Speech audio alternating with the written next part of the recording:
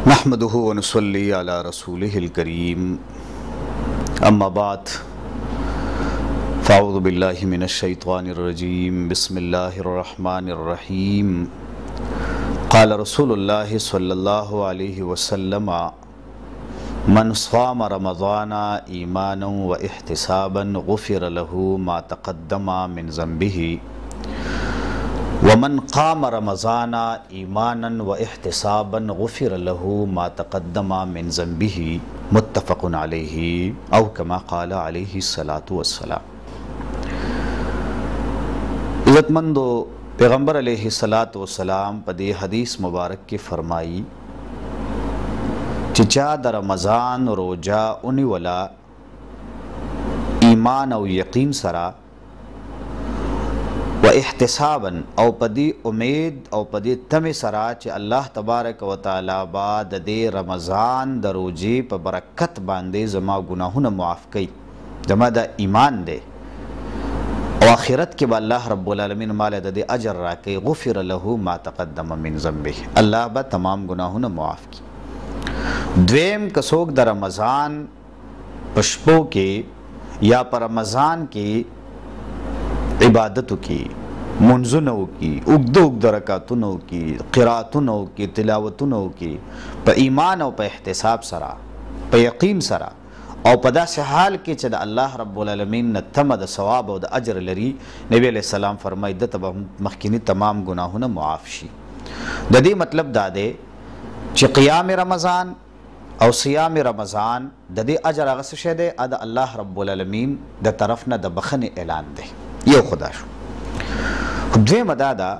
ची पर रमज़ानुल मुबारक के द कवलो कम कारू नदी चुमंगा कारू नोको यो खुदा दा ची मुकम्मंग जिक्र कर द रमज़ानुल मुबारक रोजनी वल्दी द्वेम पदे रमज़ान के दुआ गुख्तली कसरत दुआ डेर दुआगाने गुख्तल दी हर वक्त गुख्तल दी और द दुआ द पारा च कम शराइत दी निभाई की यो दादी चे इंसान हलाल खूरी दा हराम खूर नहीं नु चमंगा द हराम खोरैना द हराम खुराक नजान उसातू दुआ द मंगा पा जज़ई सरा प खुशू व खुजू सरा प इनकिसारई सरा उगाड़ू और दुआ द प सिद्क़ दिल व प इखलास सरा उगाड़ू दुआ द गैबीनु द पार उगाड़ू अल्लाह तबारक व तआला बाद मंगा प दे दुआगानु की बरकत अचई ज़का च शाह वलीउल्लाह रहमहुल्लाह दा खबर कई चे प इंसान के दरोजे सरा सिफत मलकी पैदा कीजिए। सिफत मलकी देते हुए कल इंसान खुराक प्रीदी कल इंसान बशरी तकाज़े प्रीदी न बदी के द परिश्तों सिफत पैदाशी औदा भी बदा से हाल किसी ची दे पर हर वक्त अल्लाह तबारक व तआला तरफ त मुतवज्जी नुचे दे बिया अल्लाह न दुआ वाड़ी नु अल्लाह क़बले नु यो दारे च पर रमज़ान के ब दुआ गाने वाड़ू दुआ बद अरशा द वाड़ू द तमाम उम्मत मुस्लिम द पारा बगवाड़ू द फ़कीरान द पारा द मोहताज द पारा द दीन इस्लाम द पारा द रिखपल वतन द पारा द टूल द पारा ब दुआ गाने वाड़ू द्रेम कार ब पर रमज़ान के कौ तिलावती कुरान ज़िक्र रमज़ान दाद कुरान मौसम दे रमज़ान शहर रमज़ान दादा रमज़ान म्याश दादा कुरान म्याश दादा कुरान मौसम दे नबी अलैहिस्सलातु वस्सलाम लबा अरकाल जिब्रील अमीन रातलो और कुरान बे वतवी नुदार ची तिलावत कुरान दा मामूल करजवई जमा तमाम वालिदैन होता और द कोरुनु सरपरस्तान होता जमा दा दरखास्त दे च बखपलु कोरुनु की खपलु बच्चों बांधे पकशरानो बांधे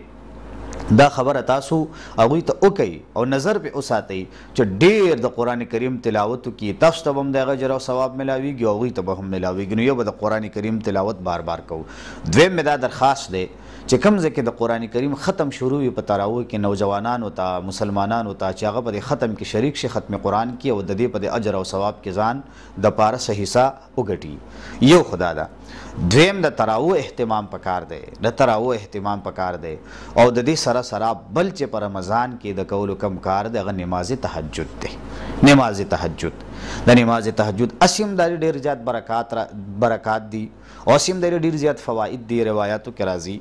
خو قران کریم کې چې الله تبارک وتعالى سوره فرقان اخیری رکوع کې د عباد الرحمن د الله د خاص غلامانو او د الله د خاص بندگانو چې کوم اوصاف ذکر کړي پای کې یو صفت دا ده چې والذین یبیتون لربهم سجدا وقیاما دا خلک د شپې خپل رب ته په عبادت کې باندې ځان ستړی کې په سجده او په قوما یعنی شپه دا د الله تبارک وتعالی په عبادت کې تیری نو تهجد هم خیال کوي دا الله ته د نزدېکت وخت دی په دې کې الله دعاګانې قبلوي او بل کار په رمضان کې چې کوم د کولو دی د صدقې او د خیرات دی د صدقې او د خیرات دی د دینه کار والی د رمضان المبارک میاشت ده نبی علیه الصلاۃ والسلام فرمایي یو نفل پکې د فرض برابر دي نفل پکې د فرض برابر دي د فقیرانو سره د محتاجو سره د گاونډیانو سره د یتیمانانو سره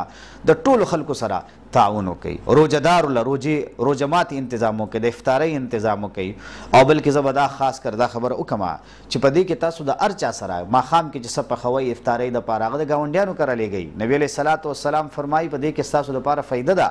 یو صحابي فرمایي چې نبی علیه السلام د ګاونډي په حق له ماته دومره ډېر تاکید او نصیحت وکړو وایي زما غالب ګمان دا راغی چې دا نبی علیه السلام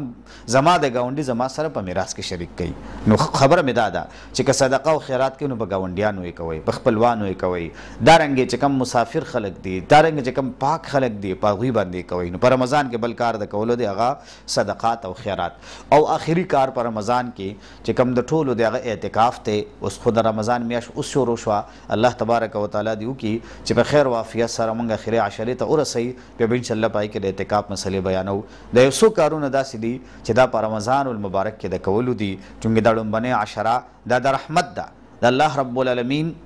د رحم سوال کول غواړي چونکې رحیم د الله صفت دی نو په کار ده چې مونږ په خپلو زړونو کې هم د رحیم او د رحمت دا ماده پیدا کړو چې مونږ هم د نور خلکو سره د رحم او دارنګې د کرم معامله وکړو څومره چې زمونږ نه کیدی شي په هر شکل کې او په هر صورت کې چې مونږ د روزهدار بنده او د مسلمان بنده دغه د سر سوری جوړ شو نرمې خبرې ورته وکړو د الله تبارک وتعالی د دین خبرې ورته وکړو که هغه چېرته محتاج نو چې مونږ د خپل وسع او طاقت مناسب د هغه د محتاجۍ د لرې کولو کوشش وکړو الله رب العالمین به په دې کې زمونږ او ستاسو نه ډېر زیات راضي شي الله دې زمونږ او ستاسو په حال باندې رحم وکړي او الله دې زمونږ د اعمال خپل دربار عالیه کې قبول او منظور کړي واخر دعوانا ان الحمد لله رب العالمین.